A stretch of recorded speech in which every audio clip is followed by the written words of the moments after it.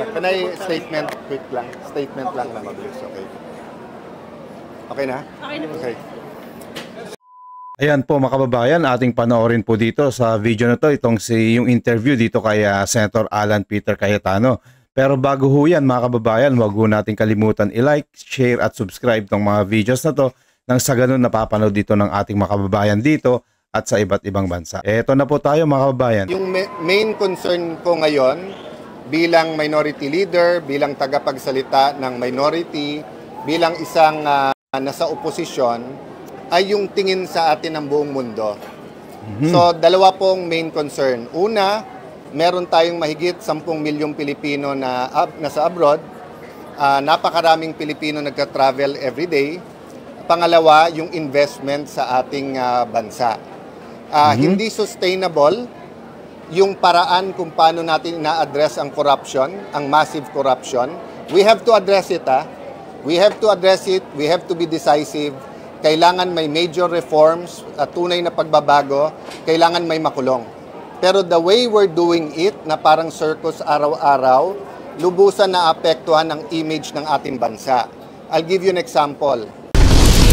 Tama po yan, Senator Alan Cayetano. Itong nangyayari dito, puro na lang kasinungalingan.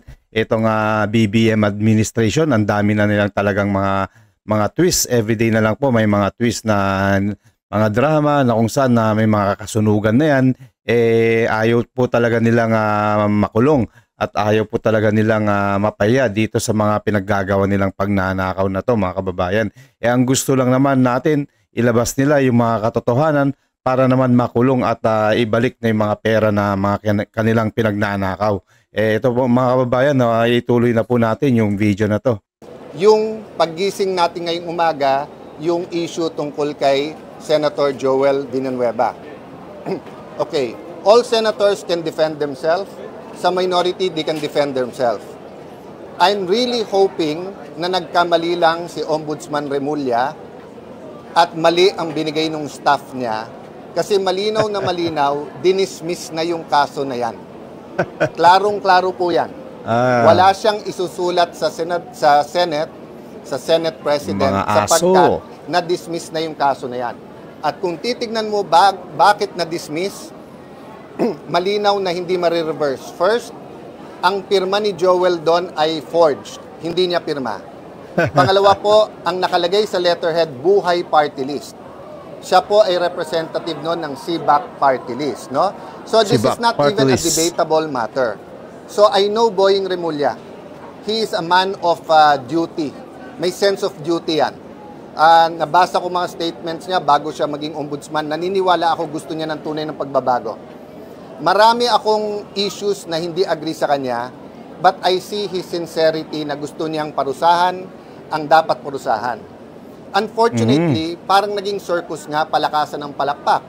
And we know that there are certain people who are against Joel, who are against the minority.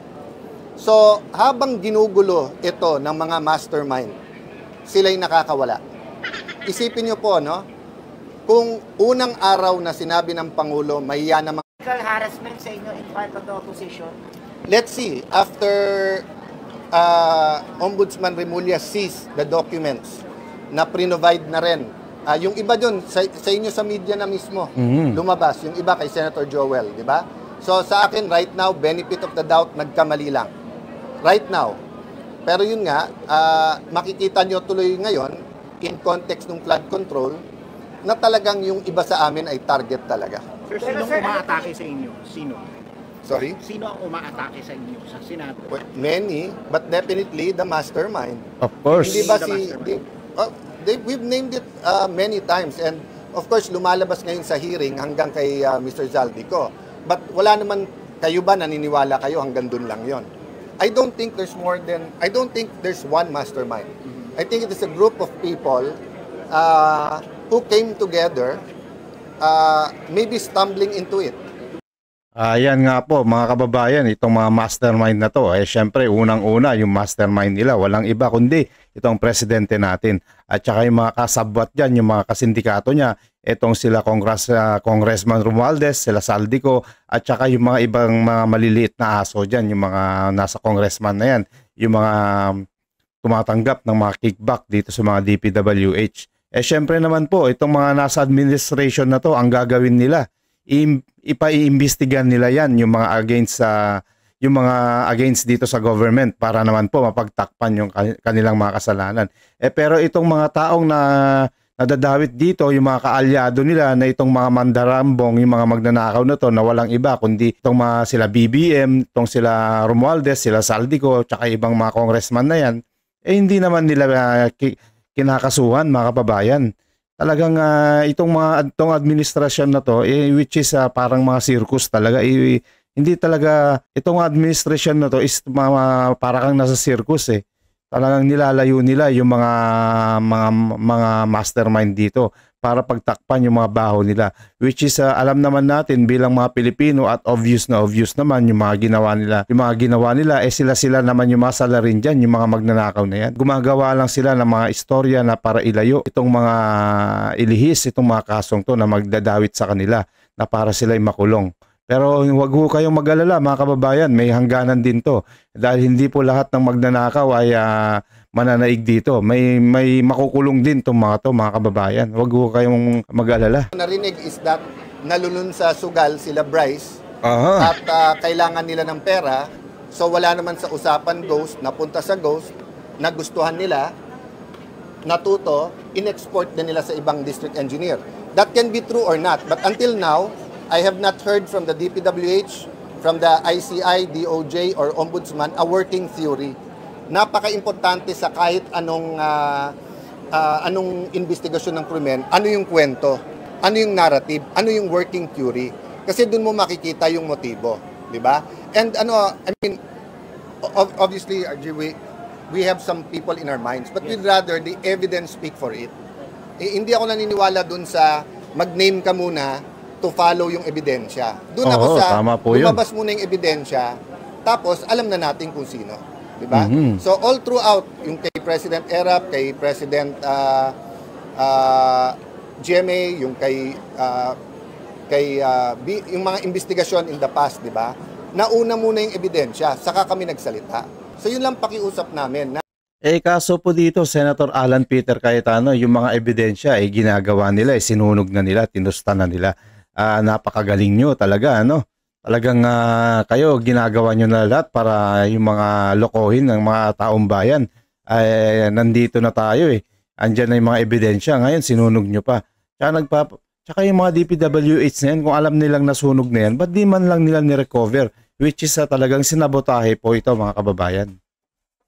Investigasyon na to, pero huwag tayong pahig na ma-distract. Tuloy-tuloy lang po. Kung sana pending yung kaso at saka para sa taong bayan, Senator Alan. Kahit member siya ng minority. Para may balik yung pera natin. Diba? Kahit Senate President siya. Pero ngayon na nakita nating maling-mali, sana tayuan ng buong Senado at sana nga nagkamali lang and medyo madisiplina ni Ombudsman Boying yung nagbigay sa kanya noon. Palitan na po yan yung Senate President na yun. Wala rin kwenta yan na Senator Alan. Ikaw na lang ang pumalit sa kanya. At nang sa ganun, maimbestigahan nyo, pukpukin nyo itong government administration na mga magdanakaw na to. At para makulong na to, matigil na yung mga maliligayang araw nila. At saka ibalik na yung pera natin. Yun lang naman ang main concern natin dito. Maibalik yung pera at yung mga tiwala ng taong bayan, may ibalik na rin. At saka yung mga peace of mind ng mga Pilipino, mawala na po yun, mga araw-araw na lang na yung mga twist na yan, yung everyday na stress na yan, yung mga tungkol dito, ang dami nilang mga drama dito na nililiis nila na kung ano-anong hearing na pinagagawa nila, na ang dami pa nilang mga ICI na yan na nilalaman na yan, wala naman pong nangyayari. Tapusin na natin itong kaguluhan na to, Senator Alan, gawan nyo na ng paraan to. Ang advice yung kay Senate President kayong ipapareceive daw sa Senate yung particular na inilabas ni It's not for me to advise the Senate President, di ba? But yun ang difference ng minority leader at saka ng Senate President. The Senate President is not only the father of the majority. Siya din ang tatay ng buong Senado. Di ba? So pagka ang Senado na inaatake o kahit member ng minority, kahit independent, pero foul, mali, ang mabubugbog yung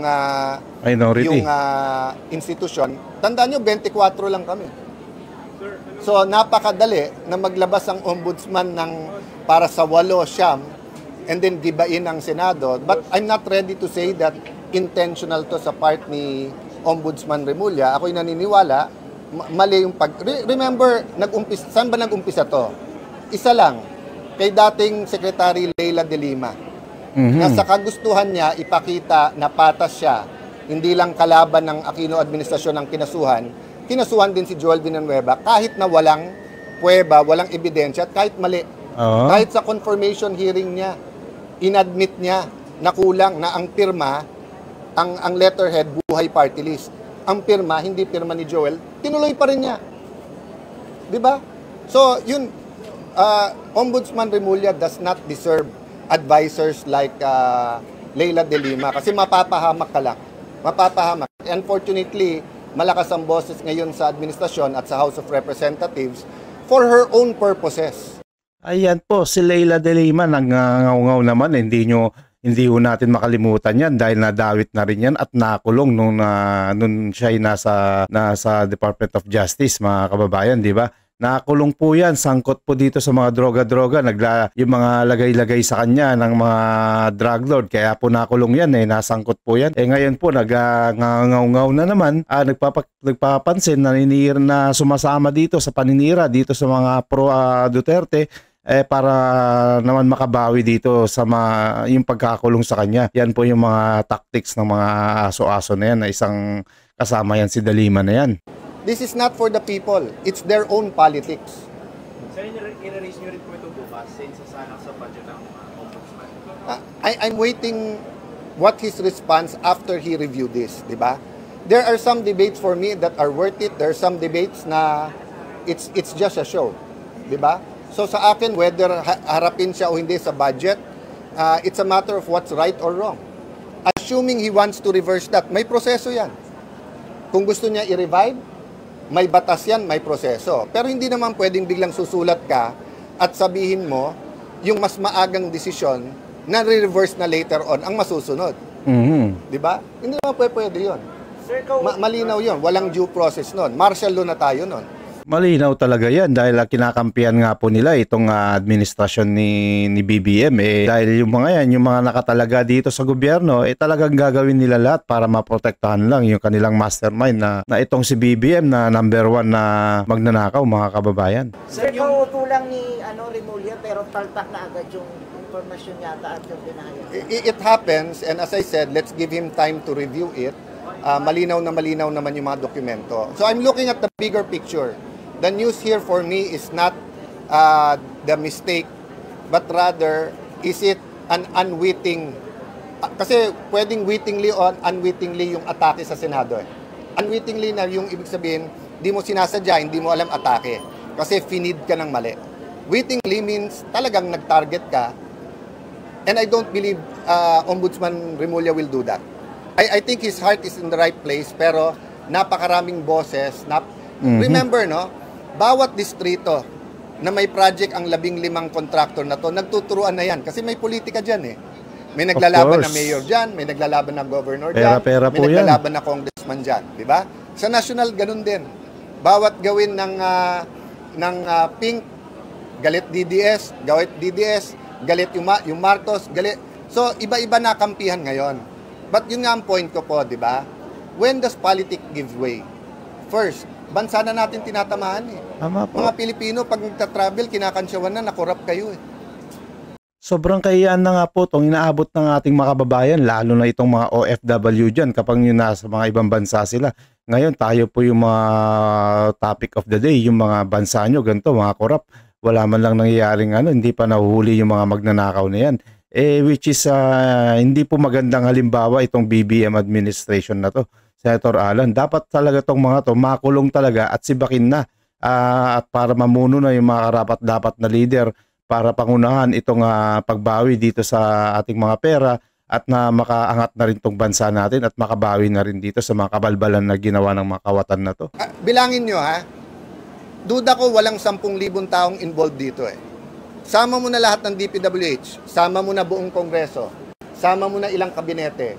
Baka 3,000, 5,000 ang pinag-uusapan sa corruption. 110 million Filipinos tayo. Deserving ba na sa ibang bansa? At tawagin buong Pilipinas, buong Pilipino na corrupt? Kaya nga ini-expose di ba? Sa atin, sa local, naiintindihan natin yan. Naiintindihan natin na hinahabol natin corrupt. Pero sa abroad, hindi eh. Kasi nga, it's being handled like a circus. No? Even in the Senate. That's why lagyan natin ng konting ayos. Diba? Let's not think that we can do anything and bahala na yung consequences. Lahat ng action natin may consequences. Pwede ako magwala dito ngayon. Pwedeng ko ano-ano sabihin ko. Pwedeng ilabas ko kung sino tingin ko mga mastermind. It won't be helpful if it's just part of the circus. It's part of the politics. Yung mga iba dyan, nagpapapogi lang, nagpapapansin, wala namang ginagawa. Puro lang sila patutsada dito sa social media. Hindi naman nila pinapatunayan na may gagawin sila. So, Sen, yung ano po? Gusto niyo po na yung mag-investiga sa ICI is meron ding opposition na kasama mismo. We have to find a way na mas mabilis ang investigasyon, mas mabilis yung pagkaso, at hindi tayo ma-distract. So, kung kinasuhan ka agad, si Alcantara, si Yusek, si Bryce, si JP, etc., kinasuhan ka agad kasi ghost eh. Ano pang hahanapin mo? Ghost. Tapos nakapag-apid-apid yan one time, malinaw. Ngayon tuwing hearing, pabago-bago eh. Diba? So, ang problema sa ICI, sila mismo nagsabi, kulang kami sa power. Pero pati sila na pagbibintangan na anong direksyon nyo. At kasi, sino ba nagbibigay sa kanya ng dokumento? Aside from yung mga gumawa nito, DOJ, DPWH, Office of the Ombudsman. Diba? So, wala rin tayong tagabantay doon. Asan na tong mga to, itong sila Romualdez at saka sila Saldico, ba't di pa kasi pinapauwi? Tignan mo na talaga mga kababayan, bias na bias talaga itong government natin, di ba? Itong si Ombudsman na to, kung gusto niya lang talagang matapos na tong kaso na to, at kung gusto niya wala siyang sasantuhin na sinasabi niya, andito lang si Romualdez na sa Pilipinas. Ba't hindi nila nilalabas mga kababayan? Sobrang unfair. At saka itong si Saldico, kayang mahuli yan kung gugustuhin nila. Saglit lang po yan. Nandyan na yung mga connection nila. Mag-uusap-usap lang yan, country by country, government by government. Pauwiin na to dahil to nasasakdal to sa pagnanakaw. Which is wala silang ginagawa, pinagtatakpan talaga nila, nililihis talaga nila. Yung pinaglalaroan lang tayo mga Pilipino, mga kababayan. At nakakaya, wala silang pakialam na mapahiya tong bansa natin as long as maprotektahan lang nila yung kanilang mga imahe, mga kababayan. Ang baho po tong government na to. Nakakasuklam mga kababayan. Talagang rinding-rindi na ako dito sa mga buhay na to, sa mga pinaggagawa nila. Grabe. Your comment po na ina-live na yung hearing sa ICI. Very good. Thank you ICI na nakinig kayo. Diba? And thank you na kayo mismo nagsasabing you need more powers. But sa akin din, let us bulletproof them in terms of yung faith ng tao. And the way to bulletproof, magsama ng ilang religious leaders, magsama ng isang oposisyon, then make them independent. Sa US, pag independent prosecutor ka, ang pera mo at gagawin mo, independent ka talaga. Hindi depende yan sa administrasyon. So there's much more we can do. In fact, ang bill na yan kay Senator Soto, kay SP, yung na-legislate yung ICI. But yung ICI na yan, maraming salamat daw dahil nga po ito ila-live stream nyo na itong hearing na to. Sana naman maging fair kayo. Na sana naman dito sa hearing na to na inyong naisipan na ila-live stream nyo yung mga nasasangkot talaga dito, hindi yung mga pinag-iisipan lang na nangurakot katulad ng mga yan ng mga pro-Ada Duterte. Kasi yung mga yan, dahil pro Duterte, ila-live stream nyo na. Ang ila-live stream nyo dyan, yung mga nadadawit dyan talaga, sila Romualdez, kung sila Sandro Marcos, sila Saldico, sila Bogie D, lahat ng nasa administrasyon na yan, dahil talagang yan, may mga access talaga yan. Yan yung talaga yung mga magnanakaw. Uunahin muna natin dito yung main mga principal na mga suspect na sa pagnanakaw na to, bago tayo maghusga. Kaya dapat wag niyo na hong patagalin to dahil ang dami na rin Pilipinong na naghihintay dito sa lalo sa iba't ibang bansa na matapos na tong mga kaguluhan na to dahil nakakahiya tong inabot ng bansa natin na ang daming OFW dyan na pinag-uusapan yung bansa natin na ano din yung mga moral nila na magtrabaho dahil naapektuhan din sila dahil dito sa mga pagnanakaw ninyo. Hanggang dito na po tayo mga kababayan. Maraming salamat po Huwag nyo kalimutan i-share, like, and subscribe nang sa ganun itong mga videos na ito mga kababayan, aabot po doon sa iba't ibang bansa na kung saan yung mga kababayan natin na mga FW is updated din po dito sa mga pangyayari dito sa Pilipinas at dito rin po sa Pilipinas. Maraming salamat po. News That Matters. God bless.